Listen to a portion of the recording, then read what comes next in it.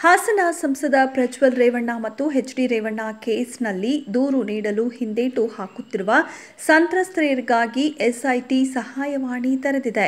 ಯಾರೇ ಸಂತ್ರಸ್ತರು ಅಥವಾ ಮಾಹಿತಿದಾರರು ತಮ್ಮ ಬಳಿ ಇರುವ ಮಾಹಿತಿಯನ್ನು ನೀಡಬಹುದು. ಕಾನೂನು ನೆರವು ಮತ್ತು ರಕ್ಷಣೆ ಬೇಕಾಗಿದ್ದಲ್ಲಿ ಸಹಾಯವಾಣಿ ಸಂಖ್ಯೆ 633609389447ಕ್ಕೆ ಕರೆ ಮಾಡುವಂತೆ ತಿಳಿಸಲಾಗಿದೆ. ಜೊತೆಗೆ ಸಂತ್ರಸ್ತೆಯರ ಮಾಹಿತಿ ಗೌಪ್ಯವಾಗಿಡುವ ಬಗ್ಗೆಯೂ ಎಸ್ಐಟಿ ಭರವಸೆ ನೀಡಿದೆ.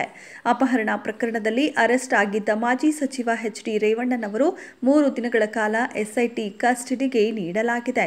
ನಿನ್ನೆ ಭಾನುವಾರ ಆಗಿದ್ದರಿಂದ ನ್ಯಾಯಾಧೀಶರ ಮನೆಯಲ್ಲೇ ಹಾಜರುಪಡಿಸಿದ ಅಧಿಕಾರಿಗಳು ಮೇ 8ರವರೆಗೆ ತಮ್ಮ ವಶಕ್ಕೆ ಪಡೆದಿದ್ದಾರೆ. ಈ ಮಧ್ಯೆ ಪ್ರತಿದಿನ ಬೆಳಗ್ಗೆ 9:30 ರಿಂದ 10:30 ಸಮಯದಲ್ಲಿ ರೇವಣ್ಣ ಭೇಟಿಗೆ ವಕೀಲರಿಗೆ ಅವಕಾಶ ನೀಡಬೇಕು ಅಂತ ಸೂಚನೆ ನೀಡಲಾಗಿದೆ.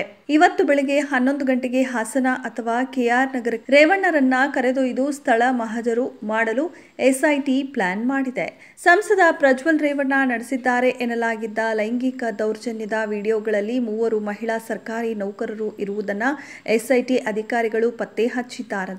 ಪೆನ್ ಡ್ರೈವ್ನಲ್ಲಿ ಸಿಕ್ಕಿರುವ ಲೈಂಗಿಕ ದೌರ್ಜನ್ಯದ ವಿಡಿಯೋಗಳು ಹಾಗೂ ಅಶ್ಲೀಲ ಫೋಟೋಗಳು ಪರಿಶೀಲನೆ ವೇಳೆ 3 ಮಹಿಳಾ ಸರ್ಕಾರಿ ನೌಕರರ ಗುರುತು ಪತ್ತೆಯಾಗಿದೆ. ಈ 3 ಸಂತ್ರಸ್ತೆಯರನ್ನ ಸಂಪರ್ಕಿಸುವ ಎಸ್ಐಟಿ ಅಧಿಕಾರಿಗಳು ದೂರು ನೀಡುವಂತೆ ಸೂಚಿಸಿದ್ದಾರೆ. ಈ 3 ದೂರು ನೀಡಿದ್ದೇ ಆದಲ್ಲಿ ಪ್ರಜ್ವಲ್ಗೆ ಮತ್ತಷ್ಟು ಸಂಕಷ್ಟ ಎದುರಾಗಲಿದೆ. ನನ್ನ ವಿರುದ್ಧ ಷಡ್ಯಂತ್ರ ನಡೆದಿದೆ, ಇವೆಲ್ಲ ರಾಜಕೀಯ ಪಿತೂರಿ ಅಂತ ಮಾಜಿ ಸಚಿವ ಎಚ್.ಡಿ. ರೇವಣ್ಣ ಆರೋಪಿಸಿದ್ದಾರೆ.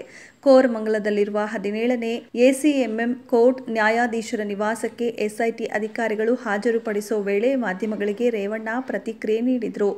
ನನ್ನ 40 ವರ್ಷಗಳ ರಾಜಕೀಯದಲ್ಲಿ ಯಾವುದೇ ಕಪ್ಪು ಚುಕ್ಕೆ ಇಲ್ಲ. ಇವು ನನ್ನ ವಿರುದ್ಧ ನಡೆಸುತ್ತಿರುವ ರಾಜಕೀಯ ಪಿತೂರಿ ಅಂತ ರೇವಣ್ಣ ಆರೋಪಿಸಿದ್ದಾರೆ.